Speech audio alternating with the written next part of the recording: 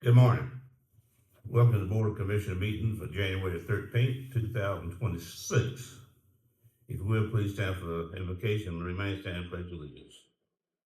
May we pray, dear Heavenly Father, we come, point place, point of time, that we ask that you would grant us your wisdom and knowledge and understanding how to deliberate on these matters. As you continue to bless our county, our city, all of our citizens. In Jesus' name we pray. Amen. Amen. I pledge allegiance to the flag of the United States of America and to the republic for which it stands, one nation, under God, indivisible, with liberty and justice for all.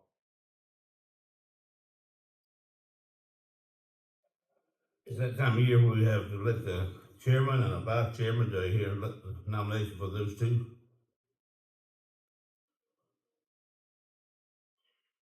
Make a nomination that we nominate Pete Stevens for chairman and Dennis Prince for vice chairman.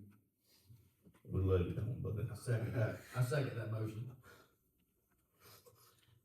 all in favor say aye, please. Aye. Well, I should have asked if there any more nominations. I'm sorry. Was there any more nominations? Thank you all for the choices, putting Dennis and myself. I'd be glad to step aside at any time. We also have approved for our minutes, for agenda this morning. Do we hear a motion to approve the agenda? So moved. Second. All in favor, aye, please. Aye. Under special presentations, there is none. Under public participation, there is none. We also have for us our minutes from our December 9th, 2025 meeting. Do I hear a motion to approve those minutes? So moved. Is there a second? Second. All in favor say aye. Thank you much. I need a motion to go out of session into public hearing. So moved. Is there a second? Second. All in favor aye. We now enter into public hearing for CDBG project completion. Mr. Thomas, you want to speak on that? Mr. Chairman, the board will recall several years ago, we entered a community development block grant for A1 trust companies in the amount of $500,000. Specifically, the grant was to provide 7,300 linear feet of 8-inch and 12-inch PVC water main, fire hydrants, valves, fittings, so it provided water and sewer to A1.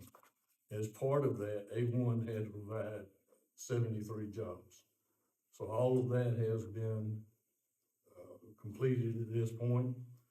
CDBG, through the Department of Community Affairs, have monitored and approved all work being done. So this public hearing is to announce the completion of that project. With that stated, if there are any questions, I'll be happy to try to answer. Any questions from the board? Any comments? I got one question. If it's 73, is that the final number that's out there now? No, it's 7,300 linear feet of water line and sewer line. That's what it is. The job 73, no, they had got over 100 jobs at one point. So the grant required them to create at least 73. They have done that and then some. That's good. Any other comments, questions from the board? Any comments, questions from the public?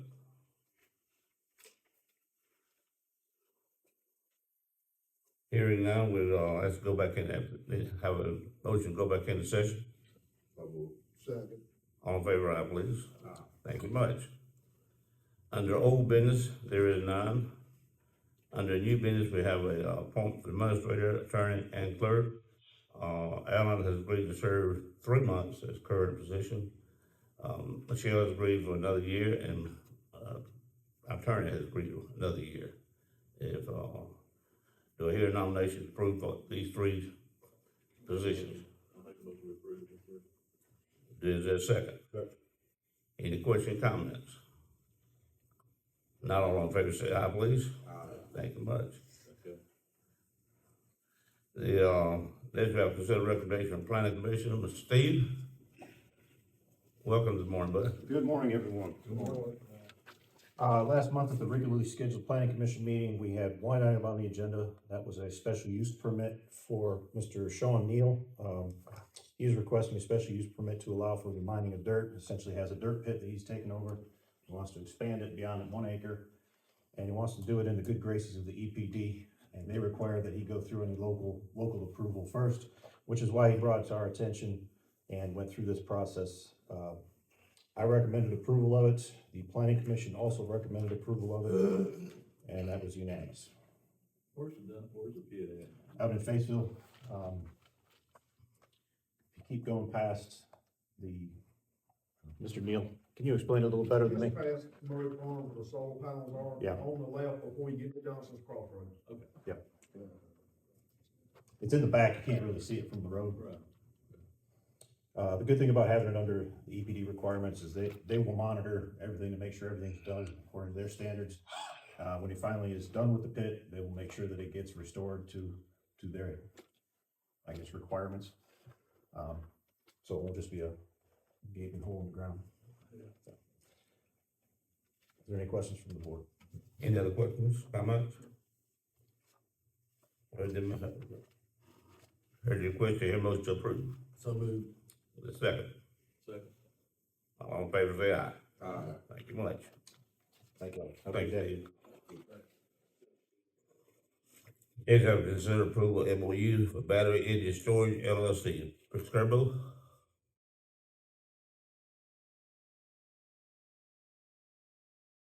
Yes, so you should have in your materials a memorandum of understanding that was developed between the Decatur County Development Authority and the Decatur Energy Storage LLC entity.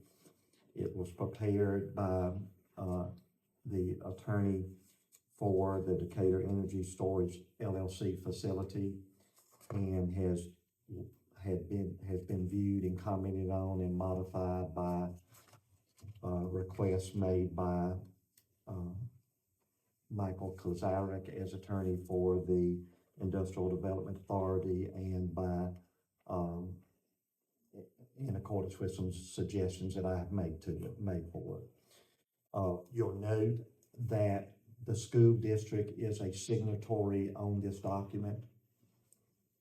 The tax commissioner is a signatory on this document, and the tax assessor's office is a signatory on this document.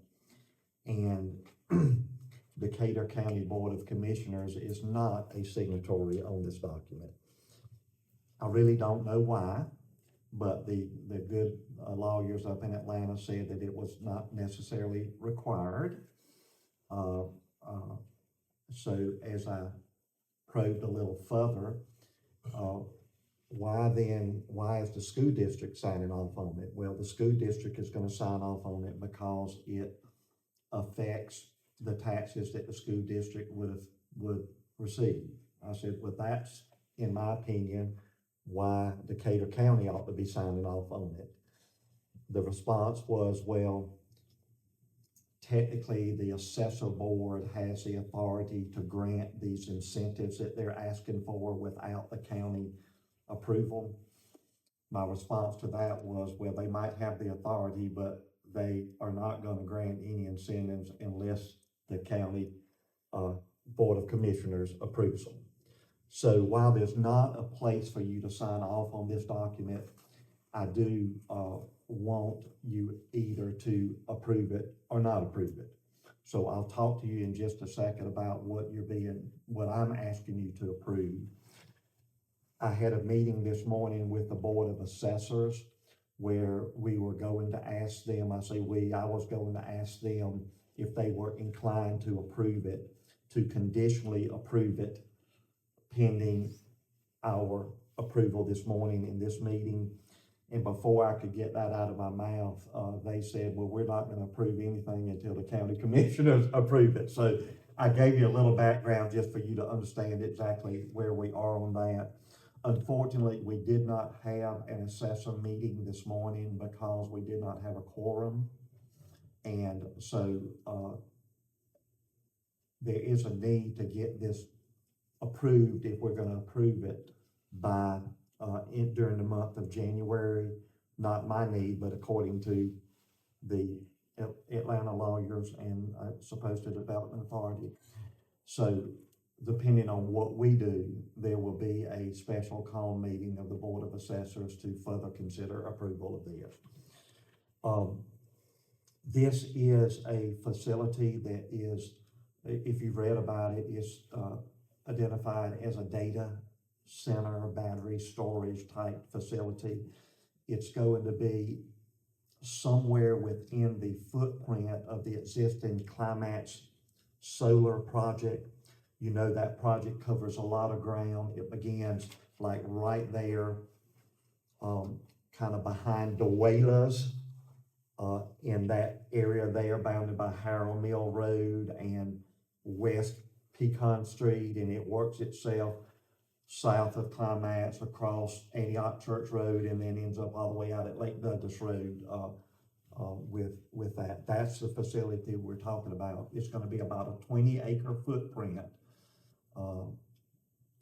somewhere in the vicinity of the intersection of Harold Mill Road and West Pecan Street, somewhere in that area. And, it appears to be that it's a over $200 million project that the, facility will be owned, the project will be owned by the Development Authority, but within 10 years, it would be transferred to the ultimate owner of the project. Of course, during the time that it's owned by the Development Authority, it's not subject to taxation. And so what has been proposed in here is in section 3. The pages are not numbered, but if you flip over about 10 or 12 pages, you'll find section 3. In section 3, the county, the Board of Assessors are gonna, if they approve this, are gonna agree to 2 things.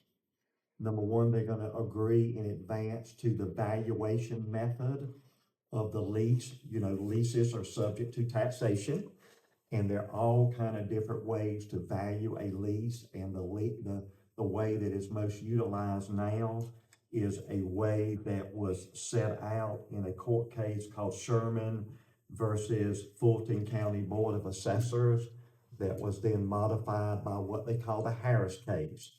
And that method of valuation has been used before in some of the Decatur County projects. It is typical to be used, but there are other methods.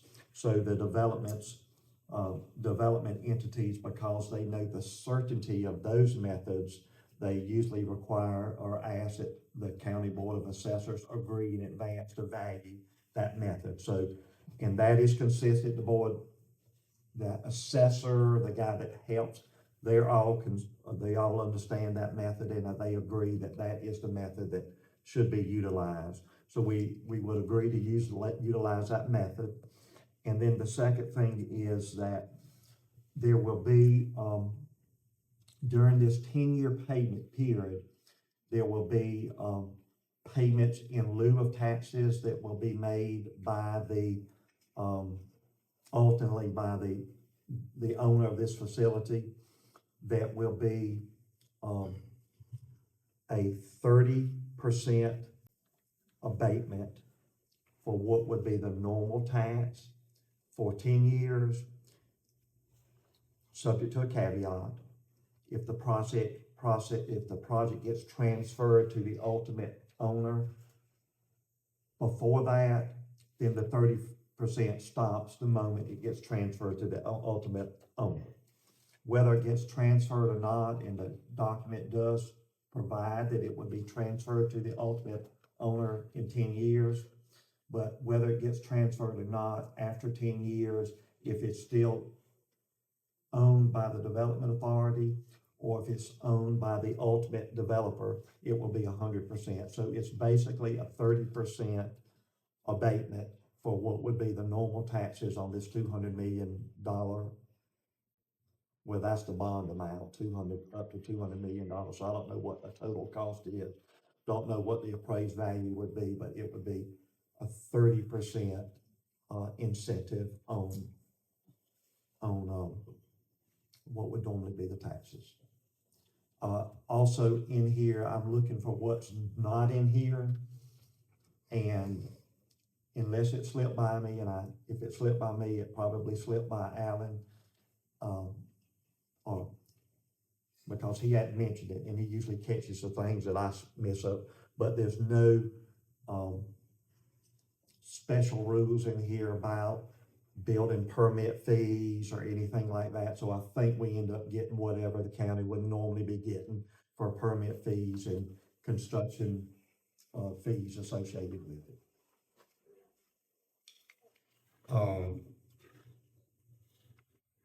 There's some concerned citizens this morning about the noise pollution. That has been addressed, hasn't it? Yes, sir, it is. It is our understanding from the original location they planned, they are moving it where that problem will not continue. We can't hear you. We can't hear what you're saying. What I said was, the company has agreed to relocate from the original location they planned so that that situation with noise issue does not continue as a issue for the adjacent property owners. Do you know where they're relocating to? I do not know. We are having a meeting with them later on, and we will, we will ask for discovery of that. All right, that being said, ready to request to hear motion to approve this? I got a Question question. too. It says right here, it's still showing the same side on this memorandum of understanding. So you're telling me it's not gonna be on that side, that's what I'm. That is our understanding, yes. Can we wait until we get the exactly where it's going? You don't need this until the next tax commissioner meeting, right? Well, the net tax assessor, now I will, I have to have it before the net tax assessor. Which will be the first Tuesday, Yeah. second Tuesday in February? No, they're gonna do a special call meeting, is what they're gonna be doing with that, so. I will tell you, number one, I don't have any more information than Alan but on the description, which is on that schedule 1-1, it says no more than 20 acres of the following described real property. And then it describes just acres and acres and acres of land that are within that project. But there was somewhere within this document where it describes that it would be 20 acres somewhere in the vicinity of. We'd like to know where that 20 acres is though. I say we table it until, Yeah. until we have a further meeting with them, and we have an exact location. Absolutely, and if we need to approve it before our next scheduled meeting, after we get that information, then we can have a special meeting if I mean, if we need willing to do that, we'll do whatever, but I think we need to have it. Approved by email? I don't think you could do it and then get, and approve it later on in a meeting, Bruce. Is it over? Well, we're not a signatory on it, and I'm just worried that we'll just have to work through that, Mr. Thomas. I'm just not worried, I'm worried that if the Board of Assessors is not gonna approve it until y'all approve it. So Is there a rush though? yeah, apparently they're trying to get their bonding litigation, validation going, and they wanted a deadline by January the 31st. When I say they, that's what I'm hearing from the Atlanta attorney, but listen, they're gonna have to work around us. They don't have any choice with that, so. Should have sent us a map this morning with a Yeah. proposed location on it. So I think maybe what we do is we just simply, I'll report back that we didn't have a meeting by the tax assessors because we didn't have a quorum, and we didn't get it approved here because they want a more specific map as to where it would be proposed to be. Bruce, can we also make them put our name on that, on the Gator County Commissioners on the, signature? Okay. Why would we do that? Would we want to?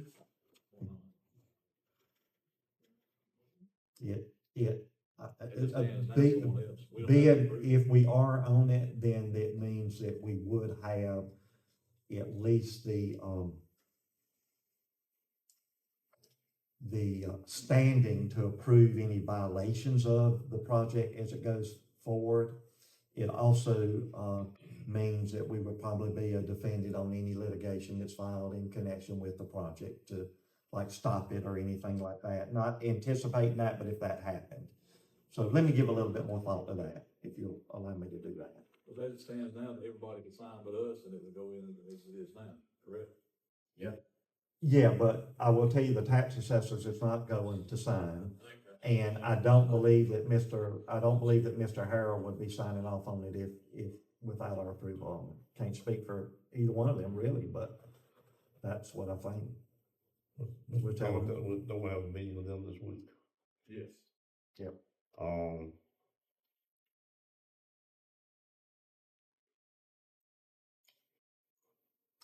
And we have another meeting this month, right? We do. We have another meeting this month, so we can get That's it why I approved. say we table it till the next meeting. Yeah. And hopefully we'll have more information till, when that comes along, would be Yeah. my suggestion. Will that be agreeable with the tax assessors board? I'm sure it will. I'm sure it will. That board is gonna rely on this board for direction. Right. Yeah. Right. Well, we certainly want to protect our citizens, but again, we don't want to lose the project like this. Bruce, I think you're up next also. We will table that in next, is consider approval of MOU, no, consider intergovernmental agreement with Development Authority. Bruce? Yes, so this is an agreement that's really been long coming and much needed. This is an intergovernmental agreement between, Decatur County on the one hand, the Decatur County School District, I should say on one finger, Decatur County School District, another finger, Tax Commissioner of Decatur County, and the Decatur County Bainbridge Industrial Development Authority. And,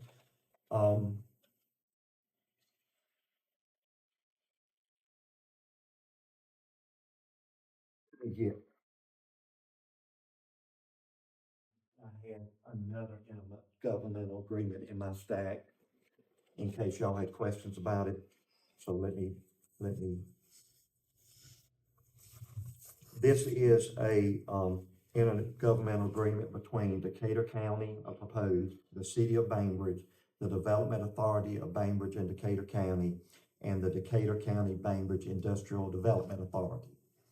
So I mentioned two authorities, the Decatur County Bainbridge Industrial Development Authority, which is a constitutional development authority that's been in existence a long time in Decatur County. And there, I mentioned the Development Authority of Bainbridge and Decatur County, which is a statutory development authority that's been in existence for a long time. The method of appointing members to the constitutional authority, for instance, it was to be 12-member appointed. One of the members has to be appointed by the chairman of the committee of 100, which we have not had in Decatur County in many years. One of the members was to be appointed by, this is all to the constitutional authorities, by Citizens Bank and Trust Company, which we have not had that in Bainbridge in many years. One of the members was to be appointed by the First State National Bank, which was a big bank over where Bank OZK is, about 3 banks ago or 4 banks ago at that location. It's not in existence anymore. And quite frankly, the city and the county have just been appointing people to the Development Authority using the methodology that was set out in the statute for a statutory development authority. We discovered several years ago that sometimes when the development authority our development authority would do a project, it would be in the statutory development authority name. And sometimes the development authority of the project would be in the constitutional authority name. Upon inquiry, I was told that there's just some stakeholders that prefer to use the constitutional authority because it was a constitutional authority, and they believe that there's a little bit more certainty using constitutional authorities rather than the statutory authorities. Some stakeholders, and the stakeholders that I'm talking about, usually the ones that are providing the money, they don't care which one they use. So, but our development authority, sometimes they'll use the statutory, sometimes they'll use the constitutional. Well, how are you doing that if we are only appointing to one development authority? Well, we just presume or assume that when the city or the county appoints, that they're appointing to both of them. So that issue has been floating around for years and years, and after meetings with the city attorney, myself, Mr. McCaskill, Mr. Thomas, we have developed an intergovernmental agreement that basically provides going forward, when we make an appointment to the authority, to the development authority, or when the city makes an appointment to the development authority, it will be considered to an appointment to both authorities. So that, for instance, Mr. Davis, if you were being appointed today to serve as the county's appointment for the development authority, you would be aboard on each one of those development authorities, so that one day you could have on your hat that you're gonna vote on behalf of this authority, and the next same meeting you could have on your hat that you're gonna vote on behalf of the other authority, and you wouldn't be the only one. Every authority member would be doing that. We do that to solve the issue is that under the constitutional authority, there's just not a method for appointing people to it anymore unless we do something different. What will happen with this intergovernmental agreement, it would be referred to in the next bond validation order of proceeding on either, whichever authority does the next bond validation proceeding for whatever project. And they'll get the Superior Court to put its blessing on this intergovernmental agreement so that there won't be any doubt going forward that it's an effective way to appoint members to both boards.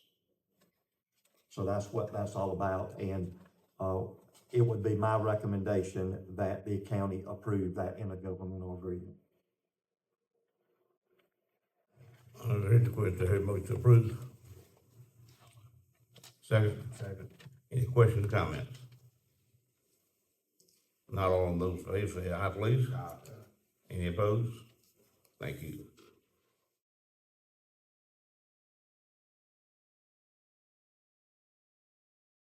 I can.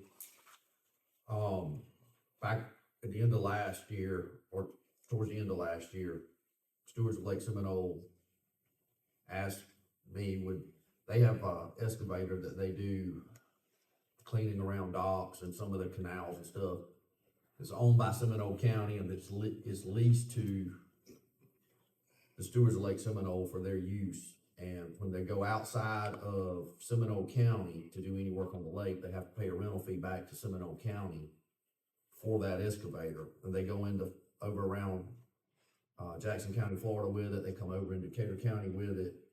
And they've done a bunch of work around, people have to request and they have to pay for the use of the rent. And the stewards asked, could we reimburse for the amount of rent that the stewards, as a donation to the stewards, reimbursed for the rent that was paid to Seminole County while they were in Decatur County area. They're in the lake, they're on core property, they're not in Decatur, but it's inside the boundaries of Decatur County. And I told them I'd submit the request and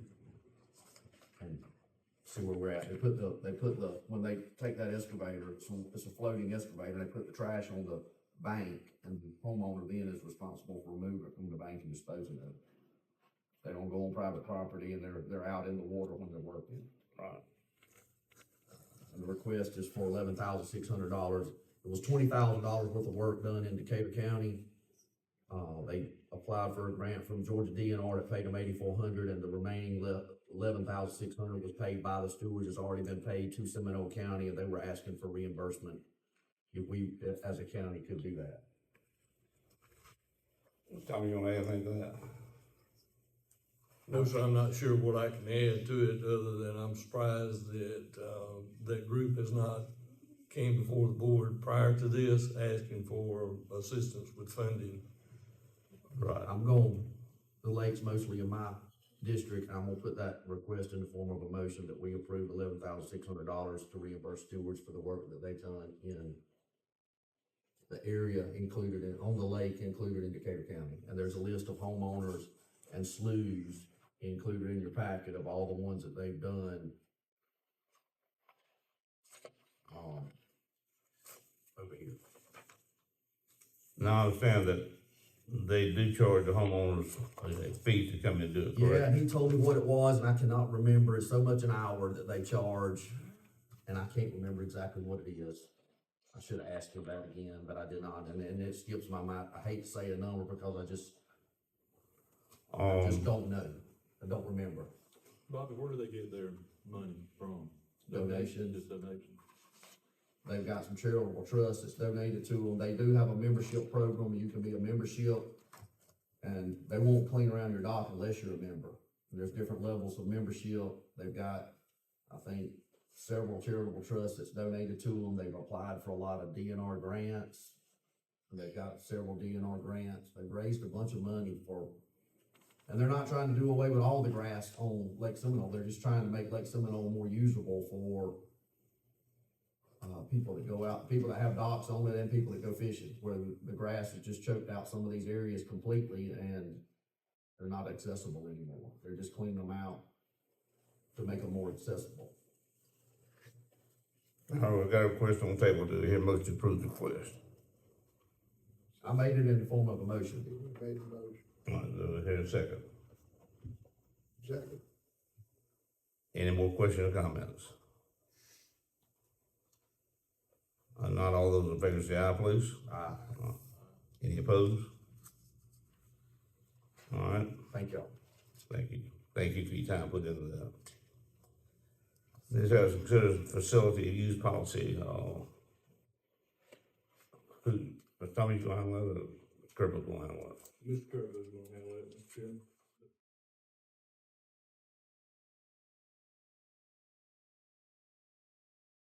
So I come before the board today asking the board to consider a issue that has presented itself, and then at the appropriate time to come up with which could be today, it's up to y'all, appropriate time to come up with a guideline for the county.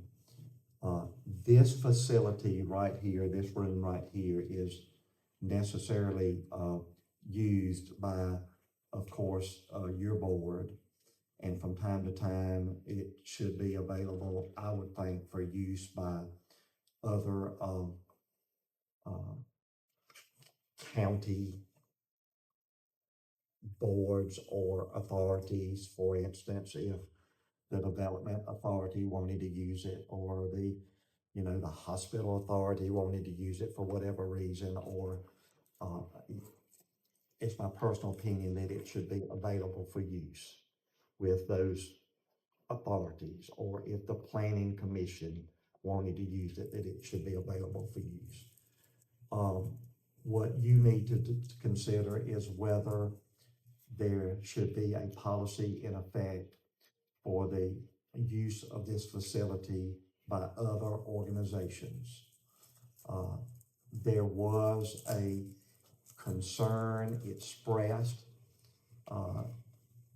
veiled in some ways, but not veiled in others, that maybe this board or the employees of the county in some way had, interfered with like a, political party's use of this facility, or a political candidate's use of this facility in some way that could have been calculated to affect the election or the whatever. And upon inquiry, what I learned is that from time to time, the Democratic organization has been using this facility for meetings. I don't know for certain whether the Republican organization, and I don't know for sure whether independent, other political parties have been using it for some of their meetings, and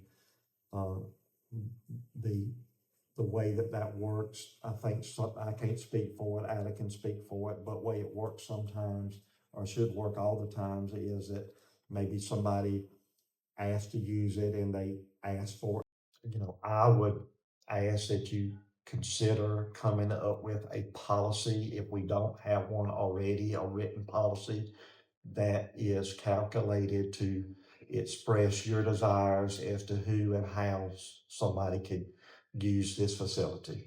I mean, I think we would agree that like Bruce Kerbo couldn't like rent it to have a family reunion in this facility, but there's got to be some other boundaries there as to when it's used and how it's used, and it's become an issue, and maybe it's time for a policy.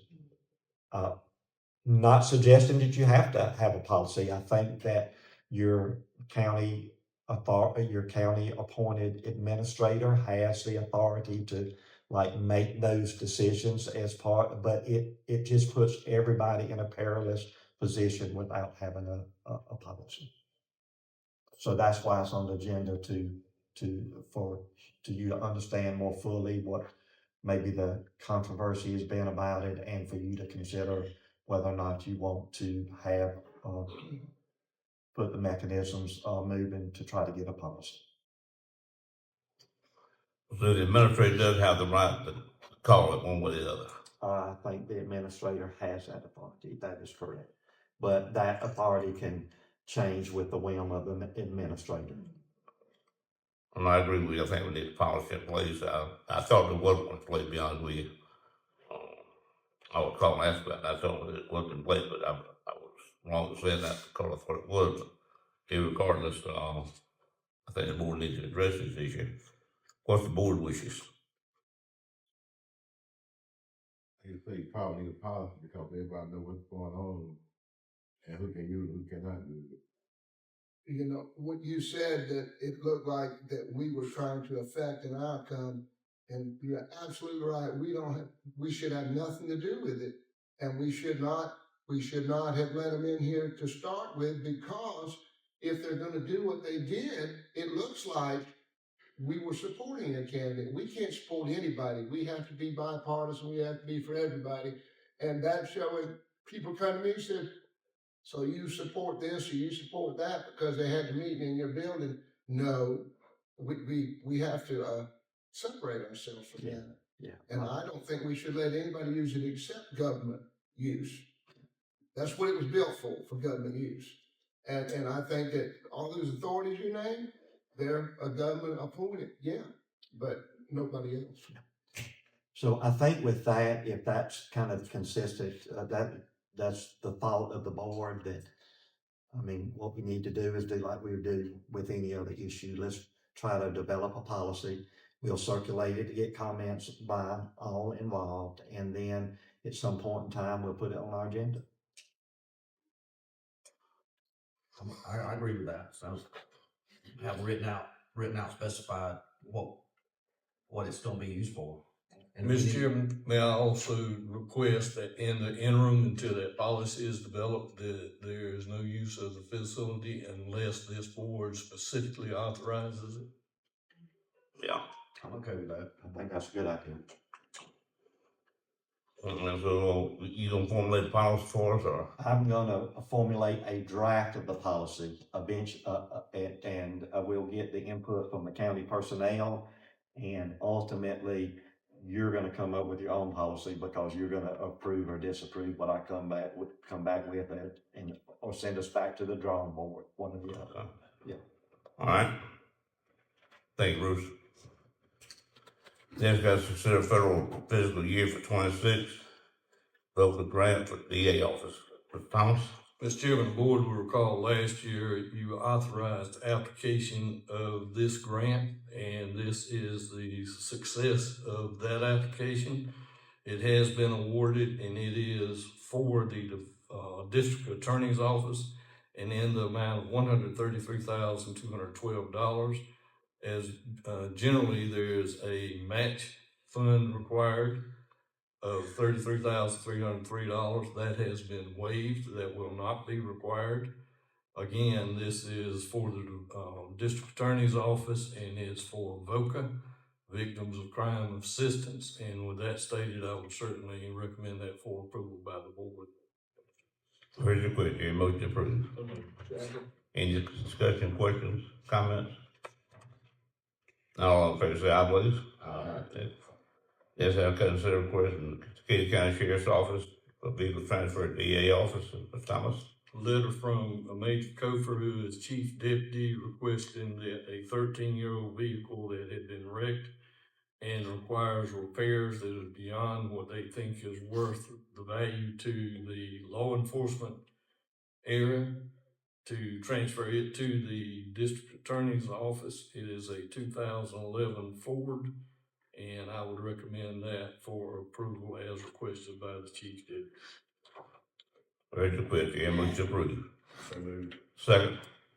Second. Any discussion? Not all in favor say aye, please. Aye.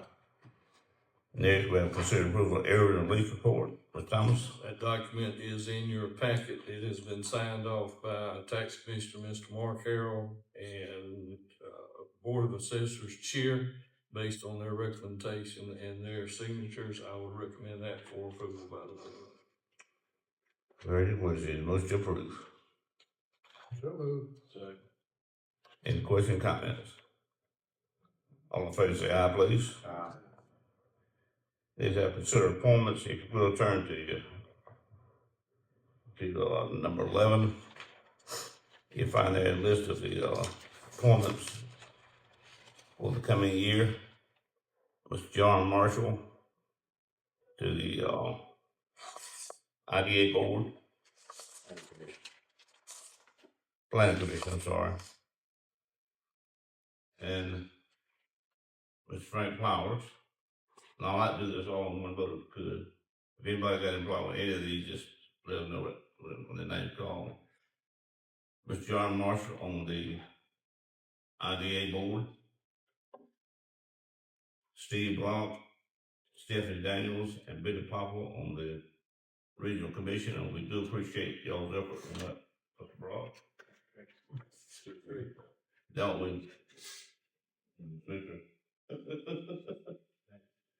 And I also have appointment Denise Jones on the Rec Authority. And Mr. Tim Martin has agreed to serve one more year on the Development Authority. So we have to replace him next year. With those names being read, I ask that we approve those names for each individual board. Do you have a motion to accept? So moved. Is there a second? Second. All in favor, aye. Aye. Thank you much. Next, we have considered approval of alcoholic beverage for SP Travel Center. Mr. Thomas? Mr. Chairman, I'm not going to attempt the first name, but I'll spell it for you. It's DIXITKNMAR Patel.